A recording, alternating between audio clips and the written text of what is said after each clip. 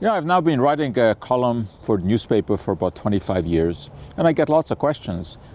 One of the questions I get frequently is, how do you think of topics to write about? You know what? Least of the problems, because science is such a rich field. I can write about cosmetics, about medications, about agriculture, about food additive. Of course, recently I've had to focus on COVID because that is all that one talks about. But COVID fatigue was developing, so I thought I better get back to writing about something, other than this. I was just contemplating writing about hair dyes. And then George Floyd was killed.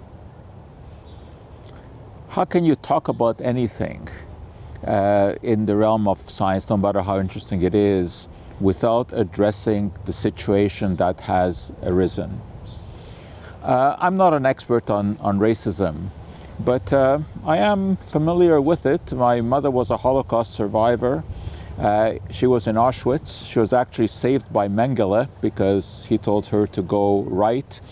Left meant the gas chamber, but she was young enough to work in a factory, eventually liberated by the Russians. So I'm tuned into discrimination. And in 1964, I had a real eye-opener. We went on a trip with a couple of friends of mine down south, and it was our first car trip, and somehow we ended up on a back road in Alabama, and we saw what looked like a brush fire burning in a field. We go up close up, take a look, and there was a big cross that was aflame, and men in white apparel with these hooded things, and they were saying all kinds of horrific things. We very quickly figured out that this was not a place to be, and we hightailed it out of there. I knew about the existence of the KKK back then, and I'd studied the Civil War and slavery, but this was a frightful experience because it was firsthand, and I saw discrimination. And then we went into a little town nearby, and there were drinking fountains for whites and for coloreds, and that had a huge impact on me. So I've been following the racism question over the years.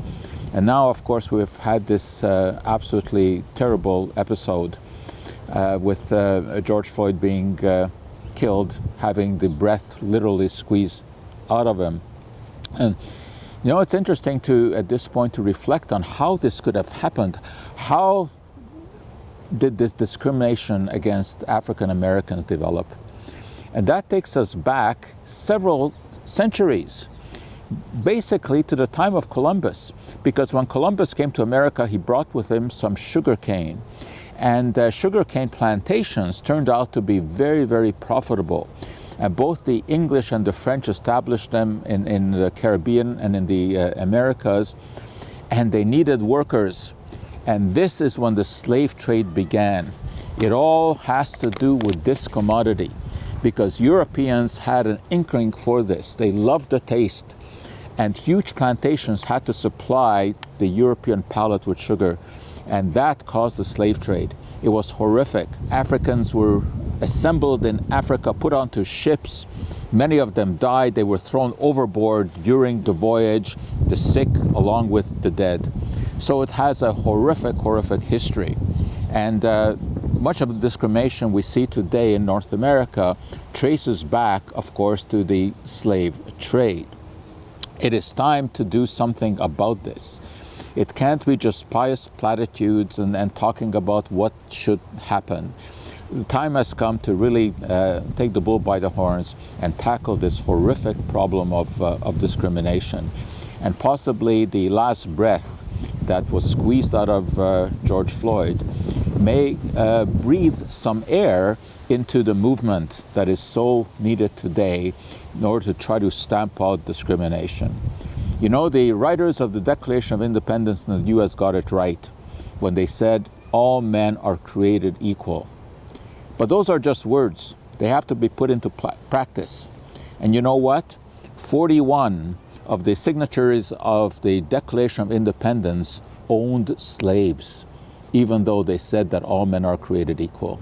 So it's time to get rid of this notion looking down on people just because they happen to be somehow different. And indeed, all men are created equal.